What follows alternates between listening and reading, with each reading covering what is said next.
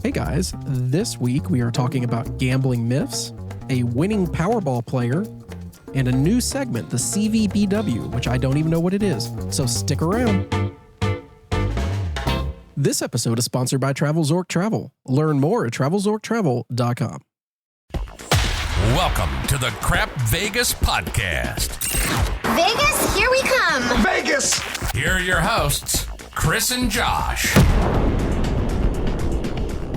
Hello, everyone, and welcome to episode number 53 of the Crap Vegas podcast. I am Chris. He is Josh. Josh, what's going on out there? Well, we are tired and way up from our gambling adventures. Oh, that's right. This comes out while we're in Vegas, doesn't it? We are dropping, if you're a KCS level patron, you will hear us as our trip begins. And if you're just a regular listener, you'll hear us as our trip is coming to an end. We had fun meeting all of you, all the listeners and patrons who were there. Jack, Sean, James, Joseph, none of those Mary, people are going to show up. You're just you're lying and lying some more. I will say, for the first time in forever, if you are hearing this on Sunday morning when it first comes out for the general public, I'm still there. And I'm rarely there after Sunday morning. So I'm actually not leaving till tomorrow. So you got plenty of time to come see Josh and I and say hi. Yes, there is still a chance if you're listening to this in real time. Well, I don't know if real time counts for a podcast, but if somebody has some sort of back end link to see us as we're recording, that would be interesting, but I don't think that's the case. Okay, so fair enough. Yeah, it's going to be an awesome trip. I can't wait to get out there, Josh, and hopefully we'll get to meet some of you before we leave. And Chris, there is something you don't know yet, and it won't have happened by the time this drops, but our friendly neighborhood Star Trek celebrity guest, one of People Magazine's most beautiful people in 1997, probably won't have joined us at Venetian, unfortunately, but still might be joining me at Fontainebleau. Well, that's understandable. He wants to see you and doesn't want to see me, so I get it. He's actually flying into Vegas and flying out the next day and is offering to try and squeeze in a little session if it works out. So, well, that is really cool of him. Very nice of him. I'm sure you'll have a great time. And Josh, this makes me think there's a podcast I listen to all the time that I love. And the only reason I bring it up is because they record their episodes literally 2 to 3 months before they happen. So it's a long running gag on that show that anytime they're asking him what they have to plug that's coming up or anything like that, they're like, oh yeah, because this obviously releases when? And, it'll be like December and it releases in April. Thank God we don't record that far in the future. Just with 3 or 4 days in advance. I know, that throws us off. So that's all I can think of. But anyways, let's tell people how to get a hold of us. You can reach us via email. That's podcast@crapvegas.com. You can reach us on our Facebook page. That's crapvegas.com/Facebook. You can leave us a voicemail, crapvegas.com/voicemail. Or the easiest way is going to be on Twitter. X. He's at Vegas Duffy. I'm at Small Whale 13, or the show page is at Crap Vegas.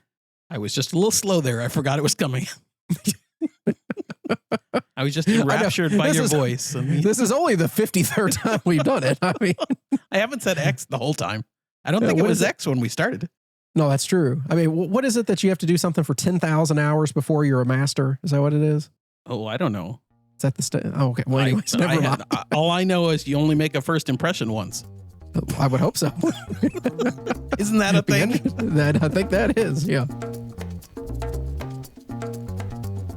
Previous episode feedback time. Josh, we got a message on Patreon from listener Seth. He was talking about our discussion last week about having too much resort credit where you couldn't use it all. He says the food beverage question with an MGM resort is easy. You can charge any MGM property to your room. So go to Prime at Bellagio and John George at Aria, and then you'll run through the credit pretty easy. And it's one of the biggest advantages for him, he says, to MGM. And I'll add on, I don't remember who said it, but another listener pointed out that what they do with all their extra resort credit is like buy a nice bottle of wine while they're there. I think that might have been Maryland. And I think so. Either of those are absolutely right, whether it's Seth or Maryland. There are lots of ways to use that F&B credit. I think for at least me, and I think for Chris too, sometimes it's hard because neither of us want to take home a big fancy bottle of wine, and we just aren't usually in the mood to want to go to Prime or something like that. So some of it just gets quote unquote wasted on us, but that's I agree. Okay. I mean, sure, I could buy, a bottle of liquor and stick it in the room while I'm there, but I'm not going to drink it. Right. I can't tell you how many times, Josh, I've had hosts leave bottles of liquor for me They used to do it at Cosmo every trip.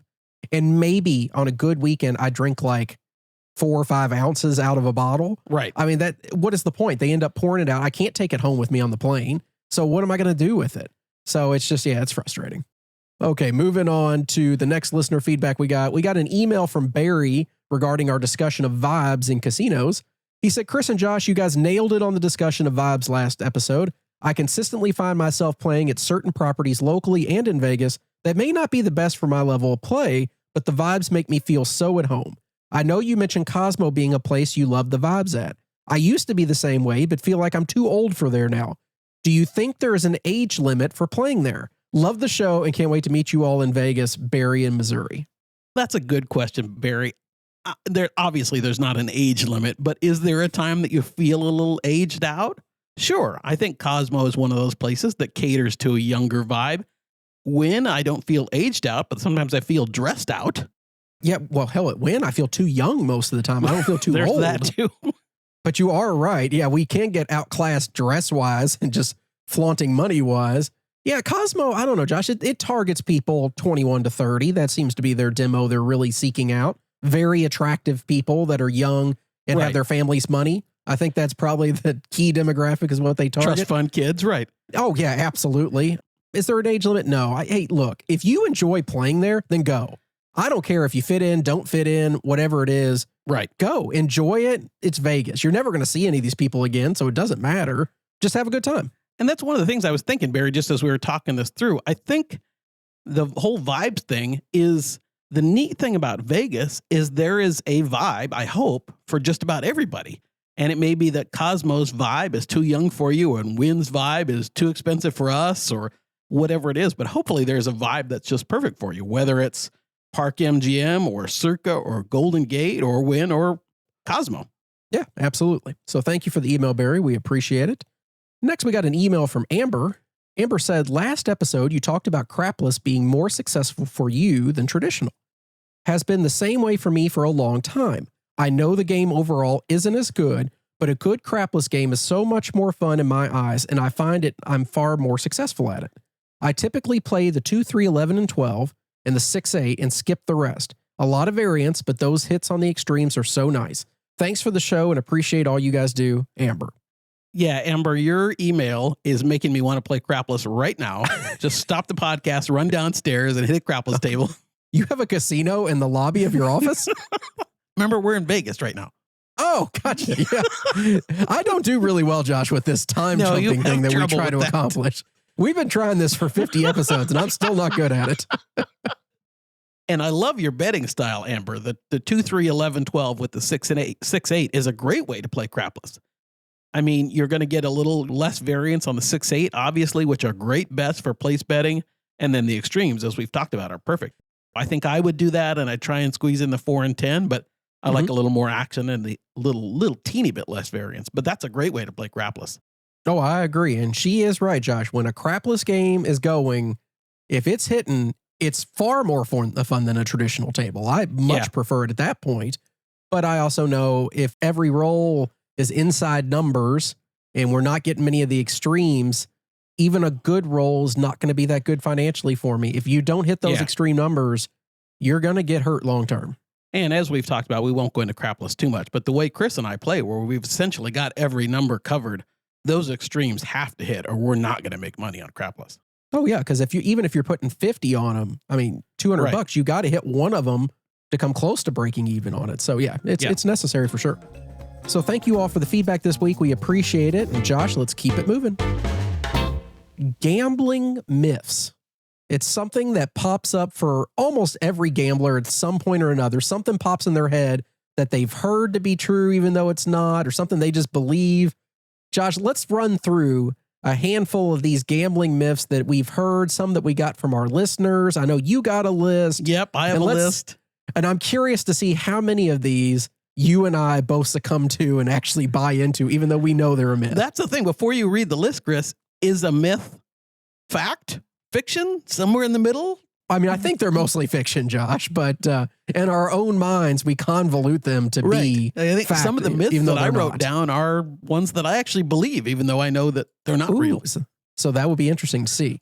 Okay, let's start at the top, Josh. I made a list of some that I thought we could run through. I also have a bunch from listeners, then we'll get to yours. Does that work? Okay, work for me. Okay, so I started off betting systems. So whether we're talking about the martingale system on a roulette or a blackjack table, or a bunch of crap strategies like Iron Cross or Squeeze Play, there's a YouTube video of all these things saying this is the best betting system for craps. Can't lose. All of those things in my eyes, Josh, they're all myths because there is absolutely no way we can play any of these casino games and have a mathematical advantage. And I don't care how you bet. Things like the martingale are dumber than some of the other ones for obvious reasons. But the thought that a betting system can help you overcome a house edge, that's a big myth in my eyes. Yes, I totally agree. So what do you think, Chris, as a betting system, how would you, if you were to market a betting system, that's not the right word I mean, but talk to someone about the benefits of a betting system, how would you describe it? It's not giving you an advantage. No, I think the whole point of a betting system is really to help with bankroll management. Right. I think that's really what it is. They're trying to say, especially when you're talking about like the Iron Cross on a craps table, they're saying if you play this way, you'll be able to play for longer at that table. Right. You're still going to lose all your money if you sit there forever, but you'll drain it slower on an Iron Cross method sort of play. That being said, the odds of coming out a big winner playing the Iron Cross is very small. So all you're doing is trading off the high side for not as much low side. And if you look at something like the martingale, the same way in a way, you will win on the martingale until you don't. And assuming you don't hit the table limits, which is the death knell of the martingale, is when you hit the end of your the end of your bankroll, or you hit the table limit. But chances are, if you're doing a 50-50 coin flip, the coin is not going to come up heads 50 times in a row or 25 times in a row. So you'll be successful in the short term.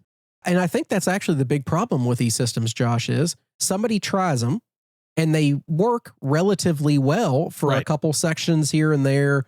I mean, yes, you're right. If you're playing roulette and you're using a martingale system and you put $10 on red and then you put, $20 on red and then you put $40, and you do that whole thing. If you're doing that, probably by the 7th or 8th hit, you probably will win one and get back to where you started and everything's good. Not a big deal. But there are going to be times that it goes 15, 20 rolls. Yep. They're all independent. So you have just as much chance of having that black come up again over and over again. So yes, it will work many times, but the time that it doesn't is going to be disastrous. Yep. Let's move on to the next one. You hear this a lot, Josh, that certain casino games or certain casinos in general, that the games are rigged. In what world would that ever be the case? The Old West. I guess, maybe. In the novels on Audible, you hear about it. I have some ones that, you go to an old Western town and Reno has rigged games and things like that. I mean, the house has already a built-in advantage, as we said, in all of these games. The games aren't rigged. Sure, there are some, slot machines that offer higher or lower house edges. There's different table games that offer higher or lower house edges, but those games are not quote unquote rigged. There's not some particular built-in hidden advantage that you don't know about.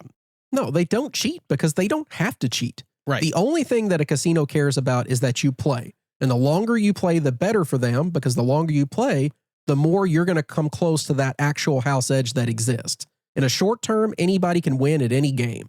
But long term, if you keep playing, the house will win at that point. So no, they have no desire to rig the games because they don't need to rig the games. The third one, Josh, I have, card counting is illegal. How many times have you heard that in your life? Oh, everywhere. I think most lay people think that. Yeah, I agree with you. I don't know where that started and why people believe that. But no, card counting is not illegal. You can do it all you want. Does that mean that the casino has to allow you to do it? It's like prostitution in Nevada. Yeah, exactly. We should have included that on the myths, Josh. Actually, we still could. I have a list. We still could. We could, yeah. But no, it's perfectly fine. You can do it anywhere you want to. Can they back you off and tell you can't play there? Absolutely. That's their prerogative. Right. But you're never going to end up in jail as a result. And then you got certain places like Atlantic City that have codified that it is perfectly acceptable. Now, they will flat bet you. They'll take alternative measures to make sure you don't get an advantage over them. But yes, if you want to count cards, go crazy. The worst thing they can do is back you off. They may give you a hard time trying to cash out your chips, But at the end of the day, you're going to get your money and everything will be fine. Yep. And just real quick, for anybody who doesn't know, Chris, correct me if I'm wrong, flat betting just means they'll limit you to one bet, whether it's $100 bet that you're betting consistently or 500 or whatever. You can't. I mean, part of the advantage of card counting and blackjack is you spread your bet. You go way up when it's to your advantage. So they won't let you do that, right? Yeah. That's very common in Atlantic City. If they notice somebody is counting, they'll flat bet them. So whatever you bet on the first hand of a new shoe, that's what you must bet the rest of the shoe. I mean, that's just what they do. It's one way to fix the problem. Moving on, Josh. This one, I think, is by far the biggest one that we will have the whole time. Gambling isn't addictive. It's not, is it? No, it can't be. Why would we be doing a podcast? I mean, as our friend Norm MacDonald said, gambling may be an addiction, but it's the only one where you can win money. That's right. No, of course gambling is addictive. Josh, I'm just as addicted as anybody else to chase the feeling of being a big winner at a casino. I love getting out there. I like to think that I can, just stop playing tomorrow. It's not a big deal for me. And there's plenty of times that I'll go a couple months and not even think about it. But at the end of the day, it's something I always want to come back to. I just have chosen that gambling is not nearly as bad as having an alcohol addiction or a drug addiction or anything like that, in my eyes at least. Although for some people, it could be far worse.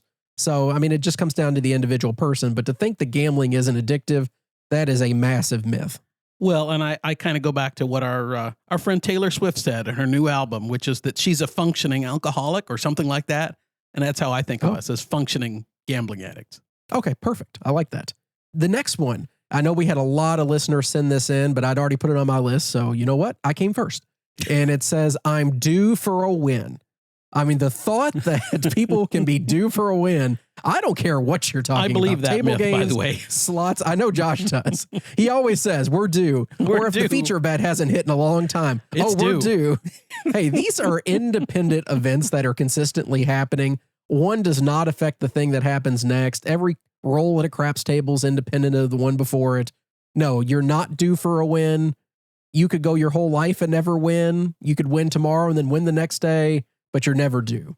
Going back to our martingale example on roulette, just because it's come up black 15 times in a row doesn't mean on that next spin that red is any more due than it was the spin before. Yep, 100%. And I think it ties in well to the next one I had on my list, Josh. Tables and machines being hot or cold. Yeah, we have a lot of listeners, and we've had some guests that believe in cold tables and hot tables. And I guess I do to a certain extent, but sometimes you'll go up. Our friend Rick, I'll use our dealer friend Rick at Wynn. I'll walk by his table and he'll say, don't play here. This table's been ice cold. And most of the time I ignore him and go play and then lose all my money anyway. So he was right. He's like, I told you. It was a cold day, right? But there's not really such a thing. It kind of goes back to each roll of the dice, each spin of the wheel is an independent thing. So there isn't a hot table or a cold table in theory. No, I agree with you 100%.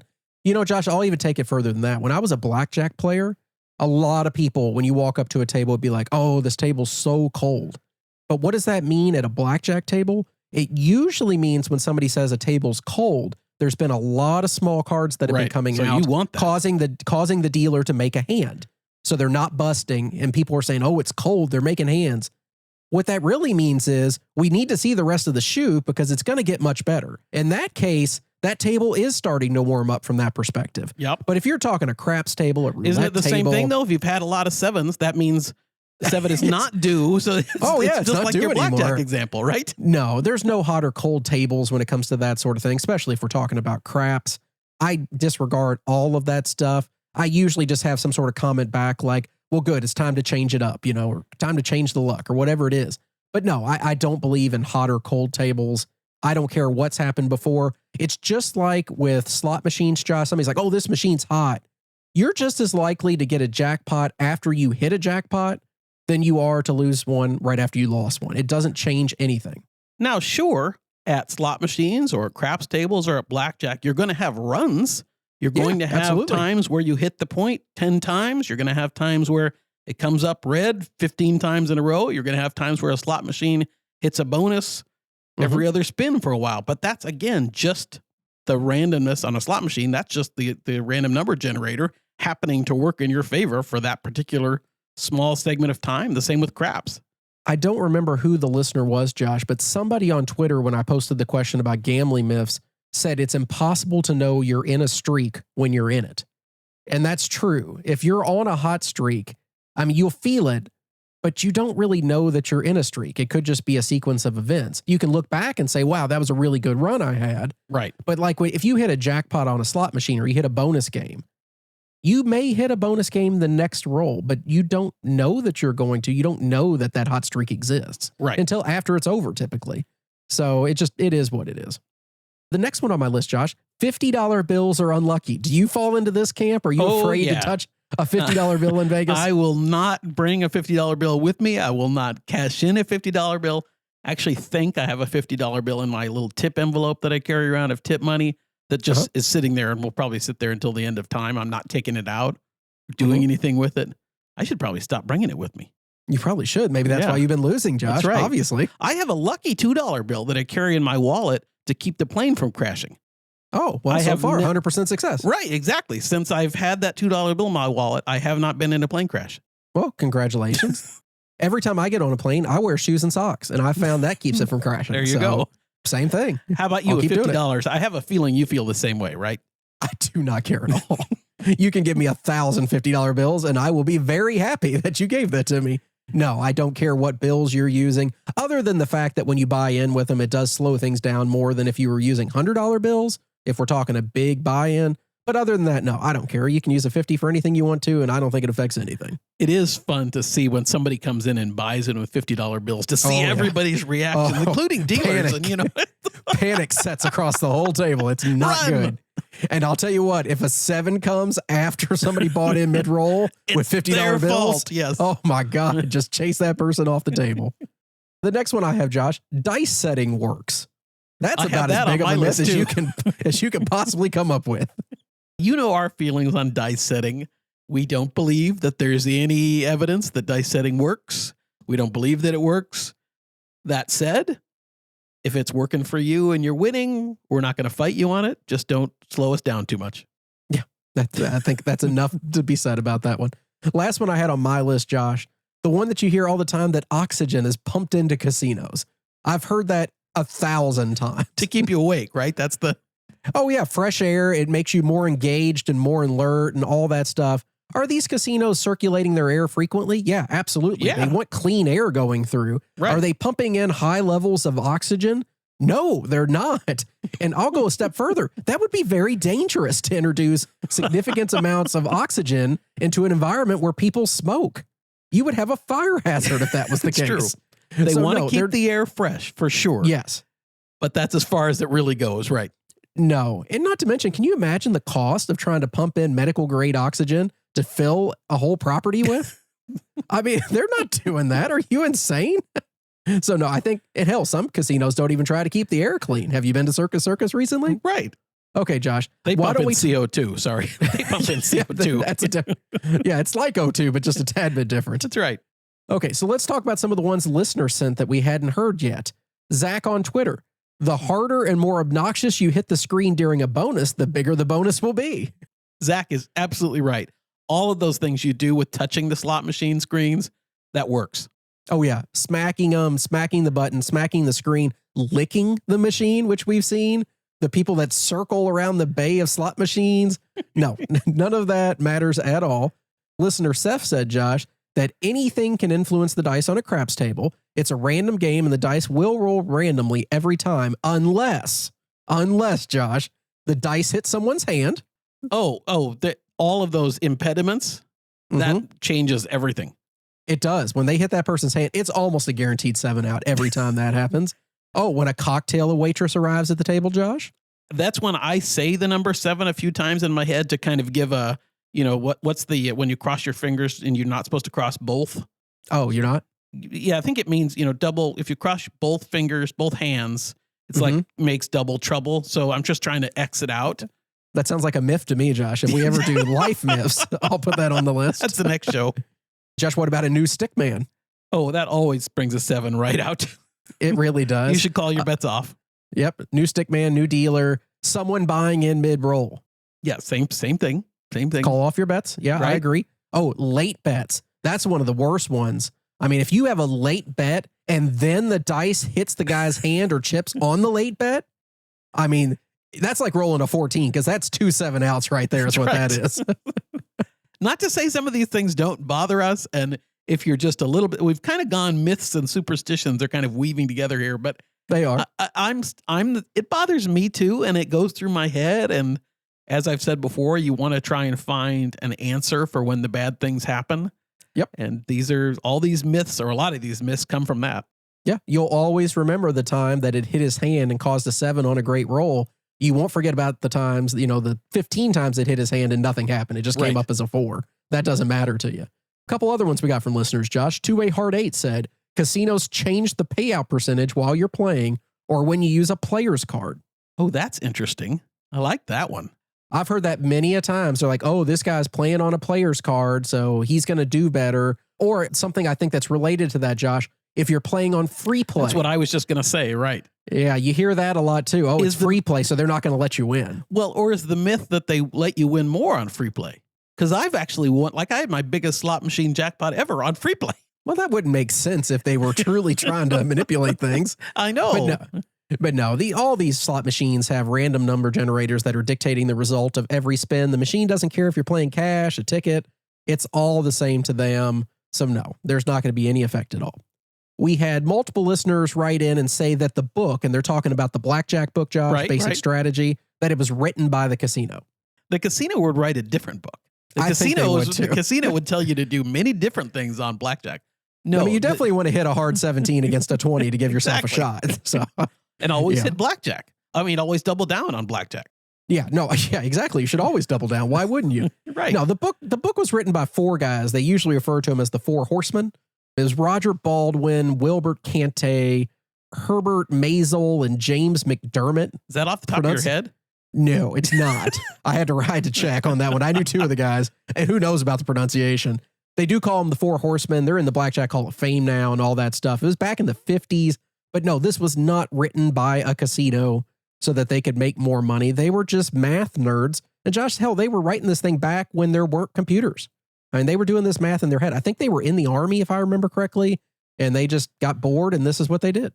And the basic strategy is something that any blackjack player should at least try to learn.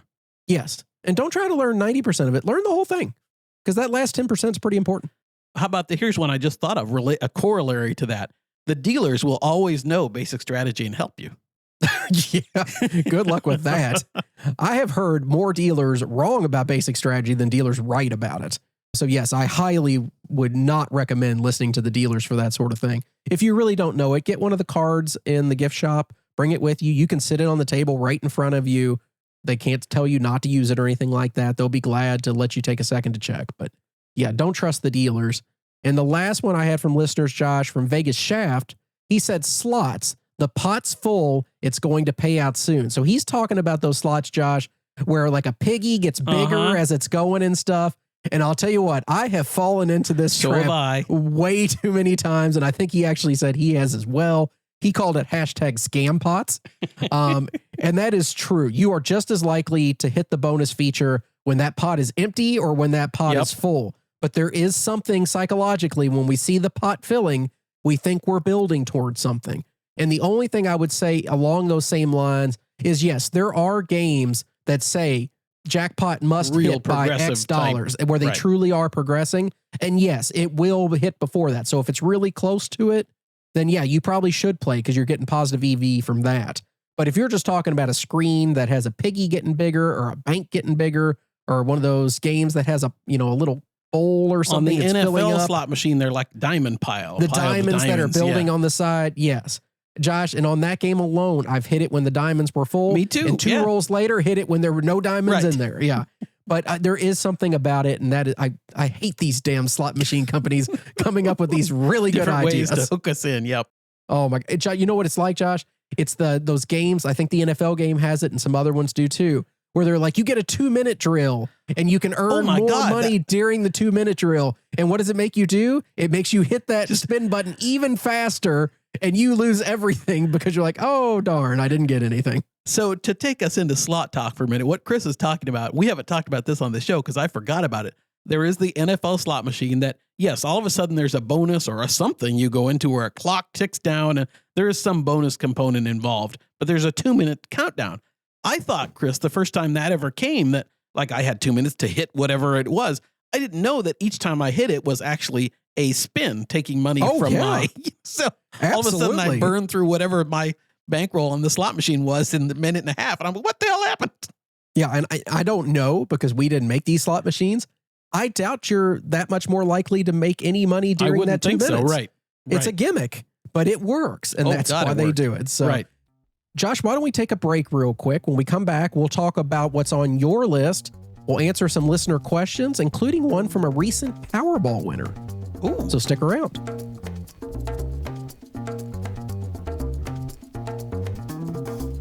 Let's talk about TravelZork Travel. TravelZork Travel is a full-service retail travel agency that specializes in luxury travel services and can provide you with VIP services and hotel perks at the same price as if you go through an online travel agency or just book directly. Josh, recently I was on my trip to Nashville, Tennessee with my daughter for a dance competition. We were staying at the Opryland Resort, which I'm not sure if you're familiar with it or not, but super nice resort, very high end, pretty darn pricey, unfortunately. Is it by the Grand Ole Opry? Yeah, it's right next to it. I had a feeling. Yeah, it is. Wow, thank you. No, yeah, so I had this big trip booked. Michael helped book those. I needed 2 rooms. I needed connectors so that my mom was going to be with us to help with the kids. That got worked out perfectly by Michael. I can tell you when I arrived, I had a welcome gift waiting for me of some cookies and some chips and stuff like that with a nice letter welcoming me. The next day I was there, I got another just little private card thanking me for coming and all this other stuff. They did a great job. We were able to get an extended checkout until 4 o'clock when everybody else had to be out by 11, which was tremendous. Just awesome value that he was able to add that I just wouldn't have been able to do by myself without a significant additional cost. Yeah, I think that's one of the greatest things that Michael and his team at TravelZork Travel can do for you is all those little extras. And anybody can book a room. You know, you can book a room through any old place. We all know that.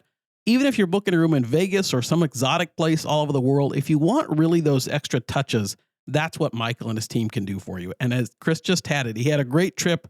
And part of it, just a little part maybe, but part of it was because of these little extra touches that Michael did. Yeah. So to get started, visit book.travelzork.com and let them know what your dream trip looks like. TravelZork Travel. Book today and let them know Crap Vegas sent you. It's time to talk about Audible, Josh. Everyone knows who Audible is and what they offer. They are the #1 provider of audiobooks in the world with over 200,000 titles, and that number grows each and every day.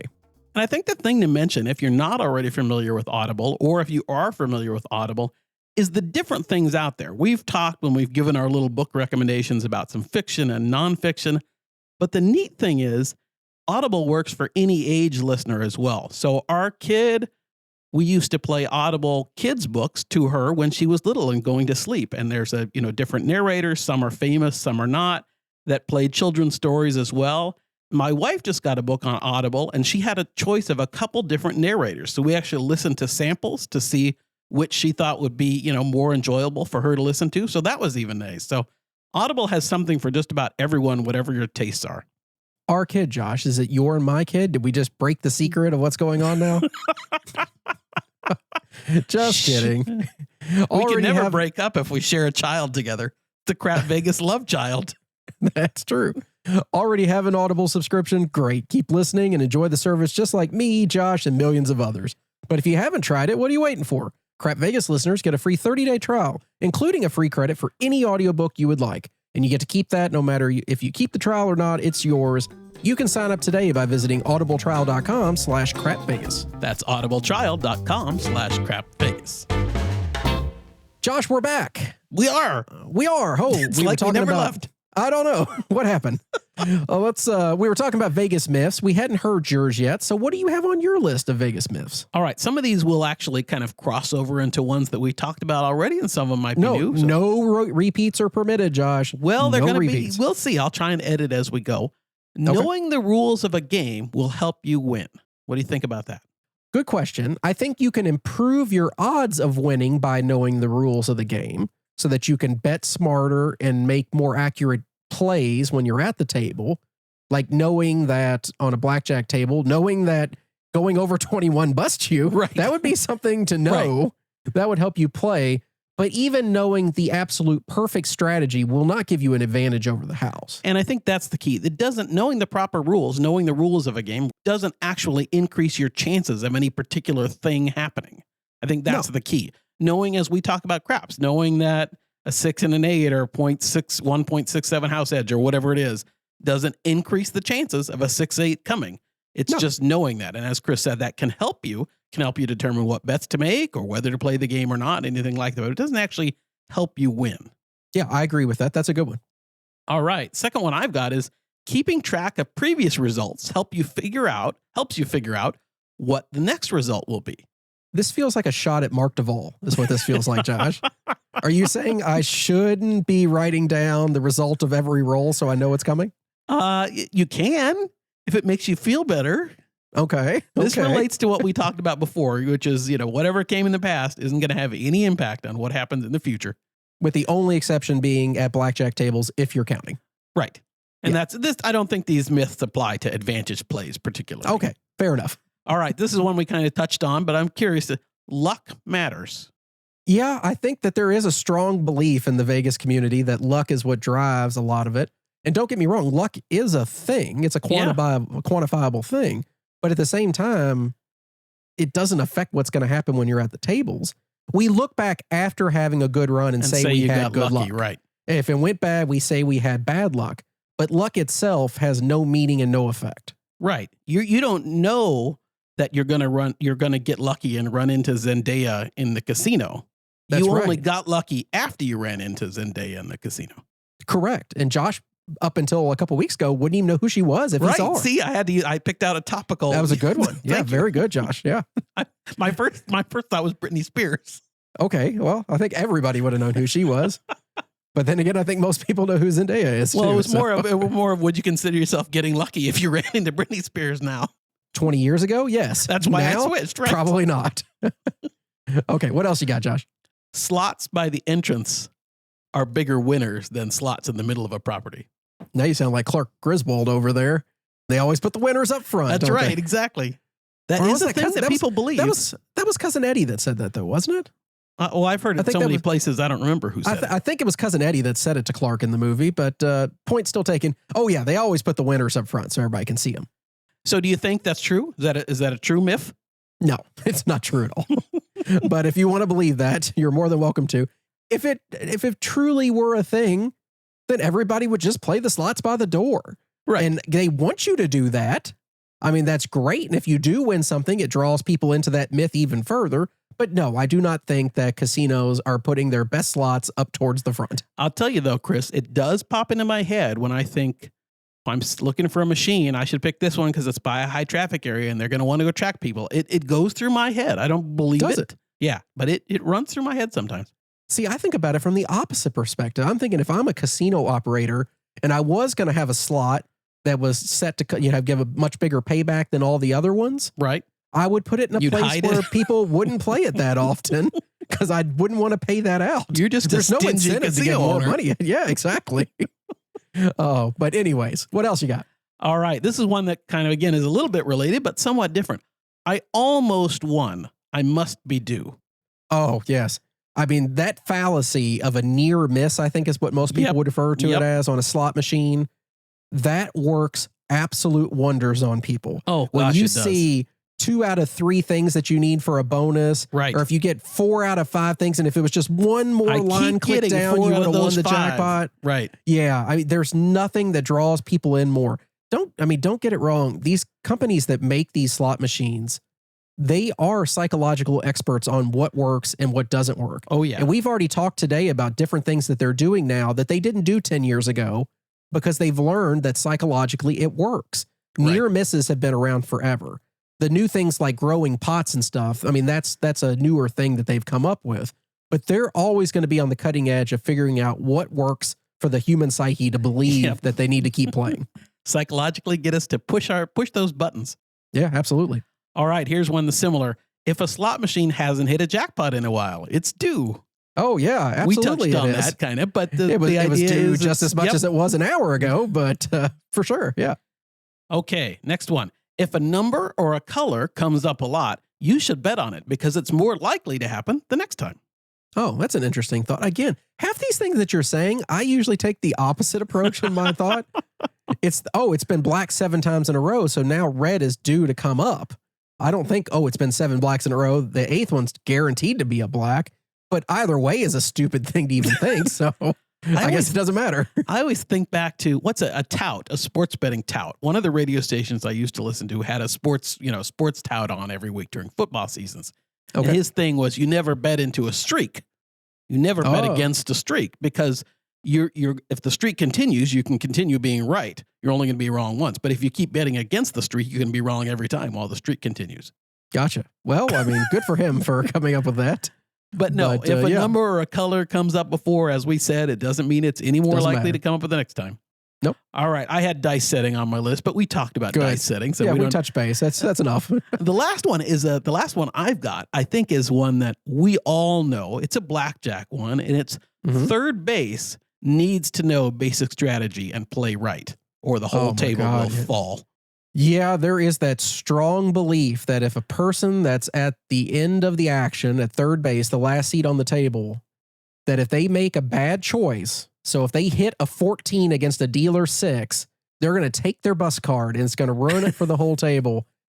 What people forget is that for every time that they do take a hit when they probably shouldn't, according to the book at least, right?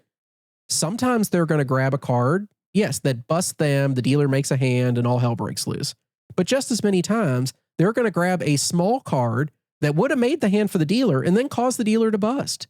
What that person does at third base, again, unless you're counting cards and it's starting to get to a pretty critical point, other than that, what the person does at first base, second base, third base, it has no effect. Doesn't matter. Most of these games that most people are playing are 8-deck shoe games. So you're talking over 400 cards. You really think one card's going to matter in the grand scheme of things when you're talking about 400 cards? No, it doesn't. All that is just a way to blame somebody if somebody goes south. The same thing at the craps table where if it hits somebody's hand or a late bet comes out, we're looking for excuses for why something can go wrong. But no, I tell people that play with me all the time, they always ask, because Josh, typically I'm playing more money at the table than they are. Yep. So they always they want to be like deferent against you and be like, oh, what, do you want me to hit this? Do you not? And I always say the same thing. I do not care what you do. Play the way that makes you happy. It's your money. Right. Because it doesn't matter what that person does. And that's what I've got. Those are all the myths. So a ton that we covered there, Josh. A lot of different things that at least some people believe in, others don't. I know some people, we got into some superstitions almost versus myths. I think they're in the same vein. But some interesting stuff. And if you have something else we didn't talk about, let us know. Yeah, for sure. We'll talk about it in the next show. Josh, listener questions. We got an email from John. John said, "Aloha, friends. Questions about gambling that I thought your opinion would be interesting to hear from. I'm a relatively low-level gambler and have been my whole life. Recently, I was fortunate enough to win a pretty large sum of money from the Powerball drawing. Ooh. My question is, if you had a per-trip gambling budget of $50,000 and weren't established anywhere in the Vegas market, where would you go to try to not only have the best time, but be taken care of the best? I've never had a host and never played at more than a $15 table, so just want to get started on the right foot. Mahalo, John." Wow, a lot going on in that question, Josh, but congratulations to start. Yeah, that's what I was going to say, John. Congratulations. That's fantastic. It sounds like you might live in Hawaii, which if you're going to have won a jackpot, Hawaii might be a perfect place to live. I tend to agree. You're already in paradise. You don't even have to move. Right. Except for a little gambling, since they don't have that in Hawaii. That's true. They don't have gambling. So I think you probably, if you were a listener to the show for a little while, you probably know at least what my answer is going to be, and maybe Chris's. If you have a $50,000 per trip gaming budget and you want to try a nice place and being taken care of the best, I'm going to probably say win. I mean, you're going to be well within, you're going to have no problem with their table limits. You're going to be treated well. I think at that level, they will treat you pretty well. I can't think of a better option, really. Chris, what do you think? A lot of things came across my mind. The first thing was, look, if you've always been a $15 player and you've enjoyed yourself, I don't necessarily think you need to bump up your play just because you won the Powerball. Yeah, that's fair. And in fact, I'd go as far as to say I wouldn't do that, at least at the beginning. I would play at $15 if that's what you like, or a quarter if you need to. And not stray too far from what you're doing. You can go more often now, obviously, because it doesn't matter to you as much. But if you get, a lot of happiness out of playing at $15 and $25 tables, then keep doing that. Don't feel like you have to pump up, because quite frankly, if you're not careful, and we talked about gambling being an addiction earlier, $50,000 is a lot, and I don't have any idea how much you won on your Powerball drawing. But that being said, you can fly through money pretty darn quick at that kind of clip. Especially at a place like Wynn.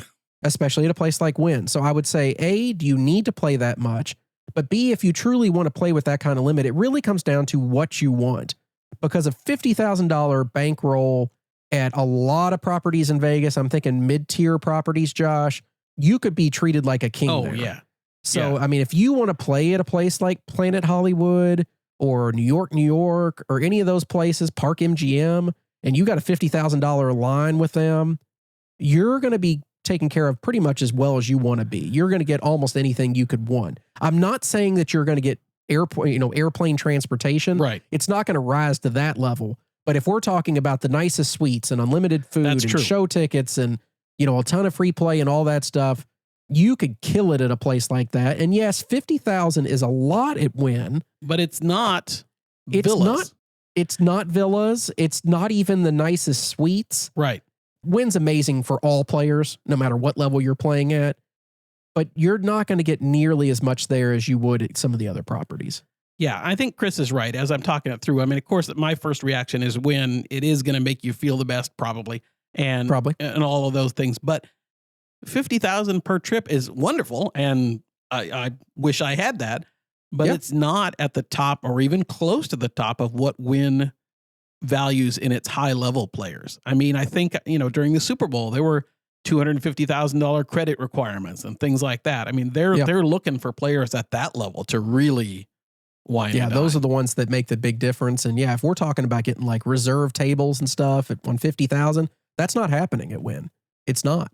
But $50,000 line will get you a reserve table 90% of the other places. It might get you a whole floor at Excalibur. Absolutely. They'll block off the whole damn place.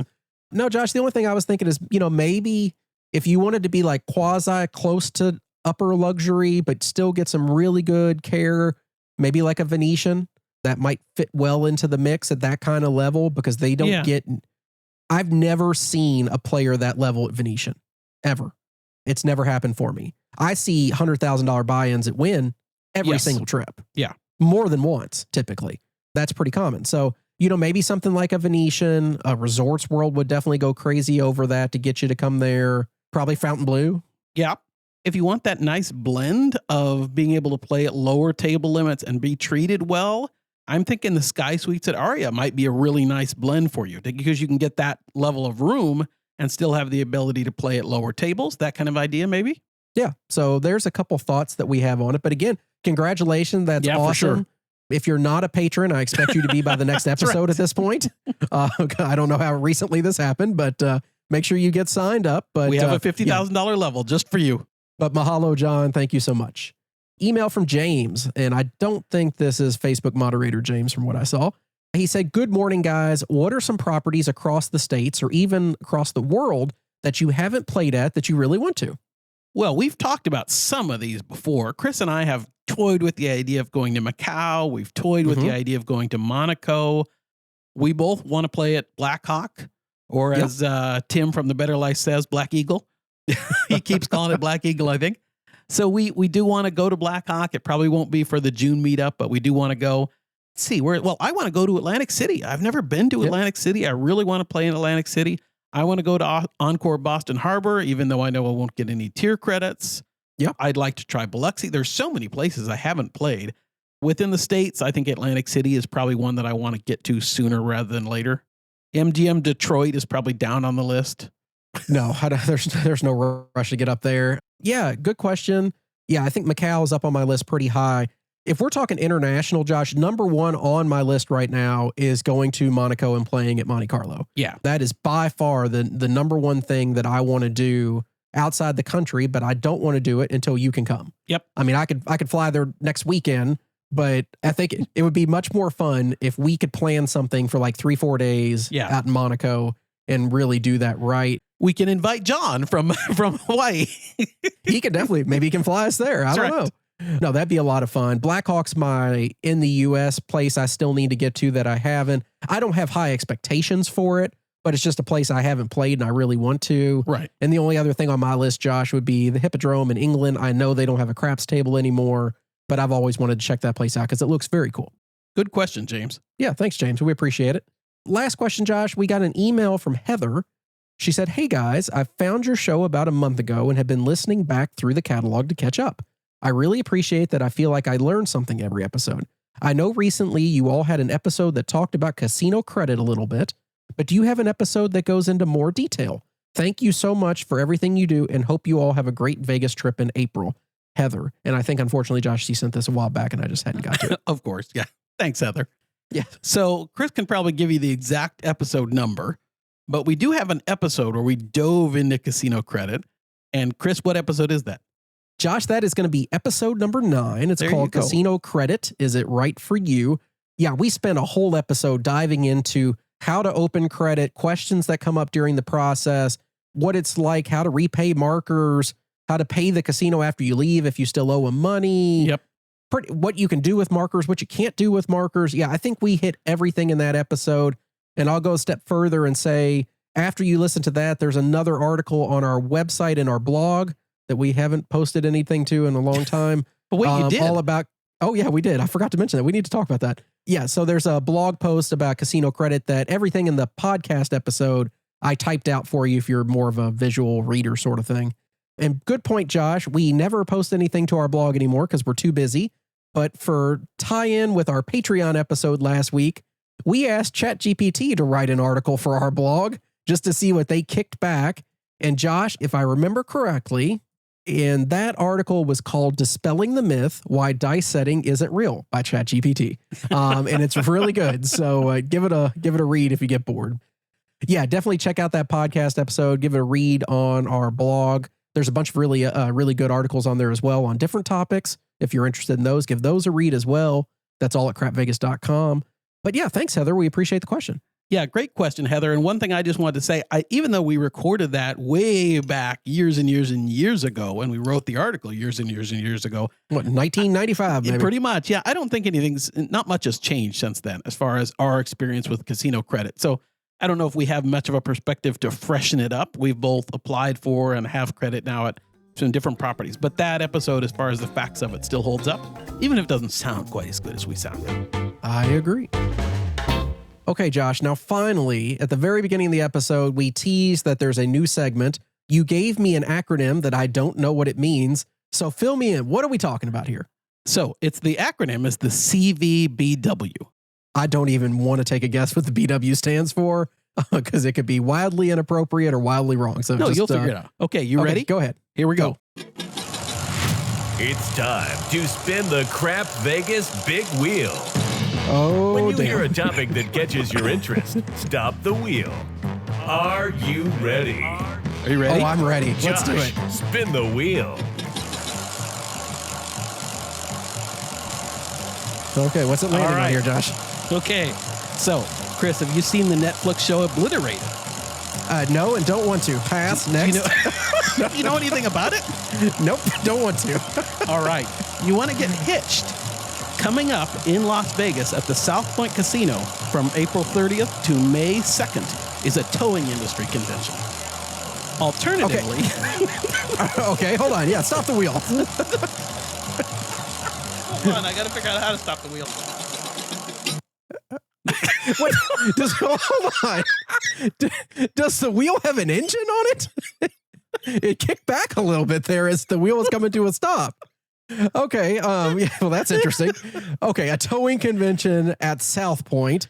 Yep. Lots of things pop in my mind. I didn't know there was a towing convention, but there is a convention for everything. What kind of person do you think attends a towing convention, Josh? What's the demographic like for that? I'm thinking you got your repo guys. Oh, those people. I bet you those people are really cool. I bet you they have a lot of cool stories. I've seen all those shows on TV that are, a little bit dressed up more than the real excitement in real world. But you got your AAA type, tow truck drivers. Okay, the really boring ones, yeah. That's about it as far as I can think of. That's it. That's the whole thing. Probably some sponsors that make like tow trucks.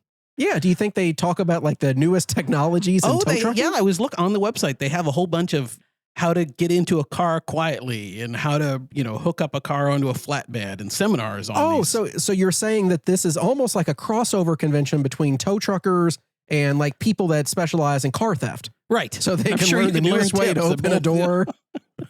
I wonder if they have 2 levels of entry. Like if you're a tow trucker, you get in for this price. If you're a thief, you have to pay this price. That would be really exciting. I'm going to spin the wheel again. I can tell. So going back into the want to get hitched conventions, alternatively, if you don't want to do the towing industry convention, we have the Nevada Bridal and Wedding Expo, which is actually today, Sunday the 28th. So hurry if you're listening in real time to the Las Vegas Convention Center for the bridal and convention. As somebody that does not want to get married again, that has zero interest for me. All right, Chris, a listener pointed this out to me. There was a post on Reddit that says that anything goes at Fountain Blue, where hookers and blow are widely available. So I have that to look forward to. Oh, that will be fun. So help me understand, Josh, during this segment, are we supposed to talk over the wheel? That is very loud in my, it's very loud in my headphones. So it does make this conversation a little bit more difficult. But you keep saying that, but it does not go down. There. That's slightly Is that better. better? I can hear you a little bit more.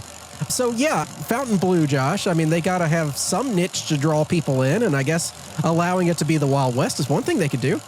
All right, Chris, did you know that a man has been accused of passing counterfeit chips at several Las Vegas casinos, including Cosmo, and exchanging them for several $100s? Investigators found that some of the chips had a Golden Gate sticker on them.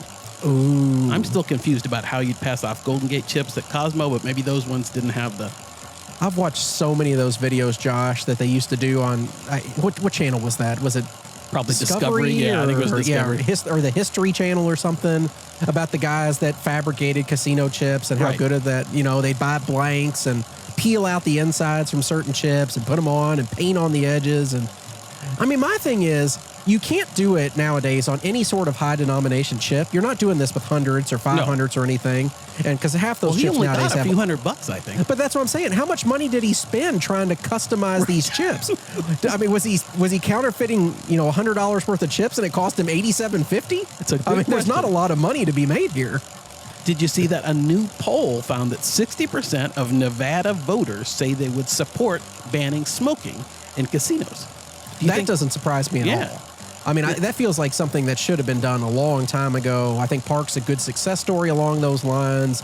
I understand you're going to piss some people off, but quite frankly, if you're a casino, the only people you really care about are the bigwigs and the high rollers. Right. So just put a rooftop bar patio that's not smoke free and stick them up there and let them play high limit. And for the rest of us, let us enjoy the clean air. Yeah, I like that. All right, and last thing I've got, did you see that Steve Whiteman, I assume is how you pronounce his name, the president of Wynn Las Vegas, is announced he's stepping down in June. He only held that post since January of 2023 when he took over for our friend Marilyn. Marilyn Spiegel? Yeah, Marilyn Spiegel. So that's a pretty short time. Yeah, I'll say, obviously, he wasn't pulling his weight as much as he should have, I would think, is the situation. Yeah, I don't think anybody would voluntarily step down from that role that quickly. Well, it doesn't sound like he's going over to Fountain Blue where they're suing each other over poaching people. It doesn't sound like that's the... That could be what's going on, but yeah, sorry to hear that for him, but best of luck in his future endeavors. That's what I got. We should stop the wheel. Let's stop the wheel, Josh. Hold on, I got to... There it is, the kickback on that wheel. Yeah, there's a lot going on. The CVBW. I have a feeling that this was the first time we did it. We didn't talk about it in advance that we were even doing it, since Josh wanted it to be a surprise. That being said, like we said, there's a big lull between episodes 50 and 100. So we got to try some random stuff out in the lull, but just give us 10, 15 episodes to perfect it. And I bet you we'll have the wheel down by the time we hit the 70s. That was fun though, Josh, but we got to keep things rolling here. How about Patreon? Patreon.com/crapvegas. What's new over there, Josh? We had a really fun discussion that I think ended up being useful for a lot of our patrons on the last show, which was a situation where a listener had written into us discussing how we would play with a $2,500 bankroll on craps, and we wanted to maximize our comps. If we were going to just shoot for maximizing comps, how we would play. So we talked a lot about that. Really spent about 30 minutes diving into that. And it was a great discussion that we've had a lot of positive feedback on. We also talked about the transition over at Nomad into whatever Nomad is becoming, and a few other odds and ends. Yeah, I think it was interesting because it's not the way that you and I play. So when people ask us questions on this show about just our feelings on things, it's not the feedback we would usually give because that's just not what we do. But we truly did give details if we were just trying to maximize comps and we didn't care about having fun, in our eyes at least, or making money, or this is how we would play. Yep. So it was a fun discussion for sure. The new patrons this week, Josh, we have Scott P., Oliver C., Tyler K., Luck of the Irish 7, David M., the Mac Smith, Greg M., Dan S., who Josh was an annual and a KCS guy. So Thank you, Dan. as good as you can do. Thank you so much, Dan. And Tim K., who was already a patron, upgraded to an annual subscription. So thank you again, Tim. We appreciate it. Thanks, Tim. And thanks to all our new patrons. As we always say, you guys mean the world to us. Encourage us to do fun things like the KCBW. KC? KC. The known control big wheel. Yeah, you encourage us to do fun things like the CVBW. It's your own damn acronym. How do you not know it? You came up with it. It took me a while to figure out if I wanted to call it the Crap Vegas Big Wheel or the Big Crap Vegas Wheel or the Big Vegas Wheel. How about the big wheel of crap? Well, we can't now. It's already recorded. It's set. Too late now. It's done, paid for. No, but thank you again to everybody that signed up. And just remember, if we go a day without a new patron, Josh kills a puppy. Upcoming trips. So, Josh, when this comes out, we are sitting in Vegas at a craps table, making tons of money. I'm still here for another day. You're still here till Tuesday. Yep. And then we said that we were going to have a trip later on, probably in June. It's probably going to be late June, but we still haven't locked down dates yet. But we are working on that. And since that's Josh's birthday trip, usually I try to stay a little longer for him because he appreciates that. So, be on the lookout for some dates in June. And I guess we'll figure out where we're going after this trip wraps up so I can see if Josh wants to do more at Venetian. If we're back at Wynn, we'll have to figure it out. Exactly. I'm very excited. It should be, I'm thinking it's going to be that kind of last weekend of June that most likely will be there. But I hope we had a great trip. I hope we're continuing to have a great trip. I hope we will have a great trip, to use your temporal issues. We're speaking it into existence is what we're doing, Josh. Right. Friendly reminder, subscribe and leave a review on your favorite podcasting app and to visit our merch store. That's crapvegas.com/shop. As a special thank you to our listeners, we are still offering 50% off all our remaining CV shirts, which are getting very low in quantities at this point. Make sure, especially certain sizes like large, that you check to see if we actually have it. If we don't, I'll let you know it's on back order, but we're not going to replace it, so that order will just get canceled. But if you're going to do that, head on over there, use code BIG50, and that will take 50% off all those shirts. We'd love to send those out to you. And Josh, I have a 4-star Apple Podcast review I thought we would share this week because we don't get a lot of those. It seemed like it was a direct shot at me, so I figured I got to include it at this point. The subject was not Derek Stevens. It was from Foul Hooked. He said, if you love Vegas gambling and really love hearing one of the hosts repeatedly state his dislike for the Stevens brothers, then this is the podcast for you. Yeah, thank you for the 4-star review. Yeah, yes, 4 stars. I mean, it's better than 1, 2, or 3. I overcame guess. So you there. I think you did. I was a 3-star. You were a 5. We That's settled right. at 4. Yeah, I'm not shy about my feelings towards a certain casino owner who doesn't treat his employees very well. My bad for sticking up for employees. You know, it is what it is. But thank you for the feedback. We always appreciate it. And because I always like to, smooth the waters over, I'll say we know a lot of people love how he handles customers and things like that. So we get that. But We don't know a I'm lot with of Chris. employees that like him, Josh. Well, yeah, there is that part. Anyways, yeah, keep trying. Anything else you want to talk about before we get out of here this week? I don't have much. I'm really excited for our trip. We haven't actually been there yet as we're recording this. It hasn't happened yet. I always think about should we bring our recording equipment and maybe do a live Patreon show, and who knows, maybe we will have done that. It's, Josh, I think what's so hard about it, we've done things like that before where we took equipment with us and recorded. And we've had technical issues every time we do it. And more so, whether I should or shouldn't, I feel like I expect our show to have a certain level of production when we put it out. I like the way that it is. I like the quality of the sound. I think it is who we are at this point. And when you do something like that, we can't ship all of our equipment that we use out there. It would be impossible. So I don't think we can give the quality of product that I want to give. So I don't like doing it. I guess that's what it is. And I think Chris is right. We try really hard to make the show sound as good as possible for you because we know we're not anything special to listen to. We need all the help that we can possibly get. I mean, without thousands of dollars worth of hardware and software, I mean, it would just be unlistenable if it was just us talking. So we try. Exactly. Anyway, that's about all I've got, unless you want to hear the CVBW intro again. No, I think I'm good. Okay. Although I have a feeling, knowing you, it's going to be playing underneath me as I speak right now. No, I might do the wheel. Okay, fair enough, because I know how you operate, I got 18 minutes of wheel. Oh, of course you do. You think that wheel's going to go on for 18 minutes? I might go insane. It can if I wanted to. Oh, God. Okay. Guys, thank you all for all listening. We got to cut Josh off before this wheel goes on too much longer. I'll talk to you soon. He can stick around and talk all he wants. Thanks for listening, everybody. Bye-bye. Vegas, here we come. Thanks for listening to the Crap Vegas podcast. Have you ever been to Vegas? Check out all our recent news and our Vegas trip calendar by visiting crapvegas.com. See you in Vegas.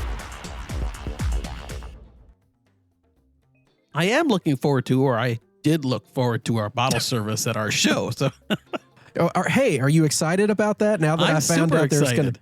Dre's has got some pretty big performers coming in this weekend. I wasn't even talking about Dre's.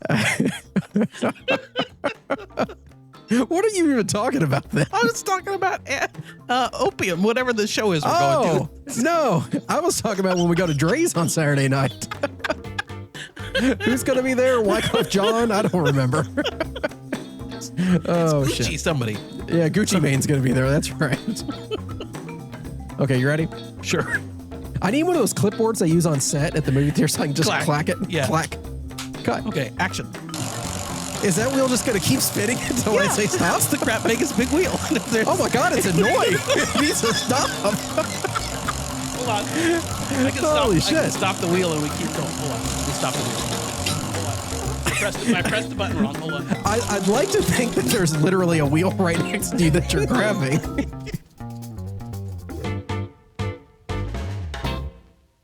Computer, how many entries are there for Darmok? 47.